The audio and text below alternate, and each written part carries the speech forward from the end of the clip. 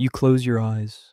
The room is dark, the house is quiet, and then your brain decides it's finally time to think about everything.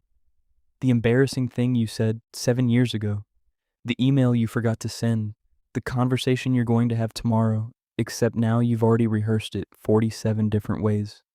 And somewhere in the middle of it all, you're also thinking about the fact that you can't stop thinking, which somehow makes it worse. This happens to you almost every night, and you probably assume it's a sign that something is wrong with you, a symptom of modern stress, or too much screen time, or coffee too late in the afternoon. But the real answer is far stranger, because what happens inside your head the moment you try to sleep is not a malfunction. It is one of the oldest, most finely tuned systems in human biology, firing exactly as it was designed to. Your restless mind at night is not broken, it is ancient. And once you understand what it was built to do, you'll never be able to look at your ceiling the same way again. Here is something neuroscientists have known for decades, but almost nobody talks about. Your brain has two completely different operating modes. The first is the one you use all day. It is focused, task-driven, and pointed outward at the world. Psychologists call this the task-positive network. It activates when you are solving a problem, reading, driving, or following a conversation. The second mode is something else entirely. It is called the default mode network, and it switches on the moment you stop doing anything externally demanding. The moment you lie down in a quiet, dark room, for example. Researcher Marcus Raichle at Washington University first identified and named the default mode network in 2001, and what he found shocked the scientific community. Your brain does not go quiet when it has nothing to do. It becomes more active. It lights up in a completely different pattern, one that's entirely inward-facing, and it begins doing something that looks, from the outside, a lot like obsessive thinking, but it is not obsessive. It is purposeful. The default mode network has one primary job. It runs simulations of the future. It replays and reanalyzes the past. It constructs social scenarios, imagines hypothetical conversations, and stress tests your decisions before you have to actually live with their consequences. This is your brain doing its maintenance work, and it saves that work for the only moment in the day when your attention is fully off the external world, the moment you close your eyes. Think about what this means. Every awkward conversation your mind digs up at midnight, every scenario you mentally rehearse at 2 a.m., every worry that inflates in the dark into something that feels catastrophic.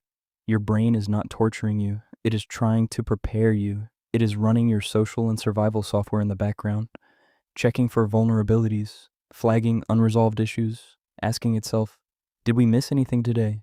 Was that interaction safe? What comes next? And for most of human history, this made perfect sense. Your ancestors did not live in houses with locks on the doors. They did not have police or hospitals or the structural certainty that tomorrow would look like today. They lived in a world where a threat missed was a threat survived by luck, and luck eventually runs out. So the brain evolved a bias. Anthropologist Daniel Lieberman at Harvard has written extensively about this. The human brain is not built for comfort. It is built for survival. And survival required constant threat assessment, social monitoring, and forward planning. Not when it was convenient. Constantly. And here's the problem. The brain's threat detection system does not know the difference between a lion on the savannah and an unanswered email from your manager. It registers both as unresolved. It flags both as things that might matter. It pulls both into the simulation queue, and it runs them at night because that is when the queue finally gets processed. Matthew Walker, neuroscientist and author of the landmark research on sleep, has documented what happens when this system becomes dysregulated. His studies show that sleep deprivation dramatically amplifies activity in the amygdala, the brain's fear and threat center, by up to 60%, which means that the less you sleep because you can't stop thinking, the more reactive your threat detection system becomes, which generates more anxious thoughts, which keeps you awake longer, which amplifies the amygdala further. The trap is elegant and ancient and almost perfectly designed to work against you in the modern world. But here is the counterintuitive part. The thinking itself is not the problem. Research from psychologist Ethan Kross at the University of Michigan shows that the brain's tendency to engage in self-referential thought, to replay events, to imagine futures, to rehearse social scenarios, is not pathological. It is one of the defining features of the human mind. The ability to mentally time travel, to place yourself in a past moment or a future one, is something almost no other species can do. It is linked directly to creativity, planning, empathy, and complex decision making. The same mental machinery that keeps you up at night also allows you to write novels, build relationships, and imagine lives you haven't lived yet. The issue is not that you think at night. The issue is that you think at night without resolution. And that distinction changes everything.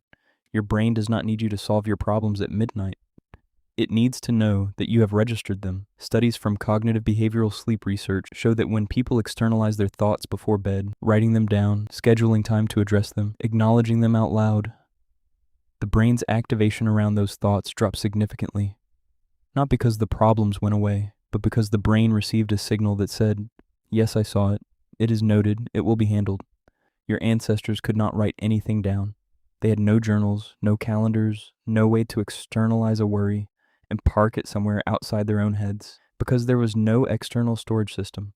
So the brain ran it on repeat all night, because letting it go felt like losing it.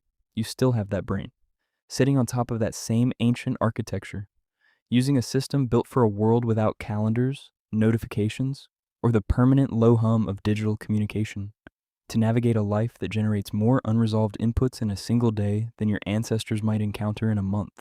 The racing thoughts are not a sign that you are failing at sleep. They are a sign that your brain is doing exactly what it was built to do in a world it was never built for. It is scanning, it is simulating, it is asking over and over in the only way it knows how.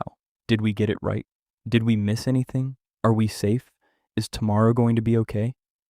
And somewhere underneath all of that, underneath the embarrassing memory and the unsent email and the imaginary argument you had with someone who doesn't even know they upset you, there is just a very old piece of machinery trying to keep you alive.